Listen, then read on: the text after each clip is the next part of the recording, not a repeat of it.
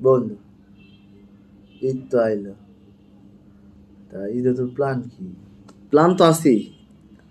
Plan হইলো ধর কালকে দুবাই ফ্লাইট,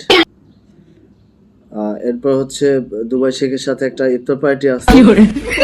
হুম, ইফতার পার্টি কইরা হাইরা এরপরে ঈদের কেনাকাটা কইরা আল্লাহ চাইলে 20 রমজানে দেশে আহম। এই আর কি প্ল্যান, বেশি কিছু নাই আর কি। গরিবের ঈদ। হ্যাঁ, এই দুবাইয়ের শেখ ইনভাইট করছে বইলা কথা, ভাবছিলাম দেশ দিয়ে কেনাকাটা করবো, তো ইনভাইট ওই ইফতার পার্টিতে থাকতেই হবে, আমার খুব রিকোয়েস্ট করছে, এই আর কি।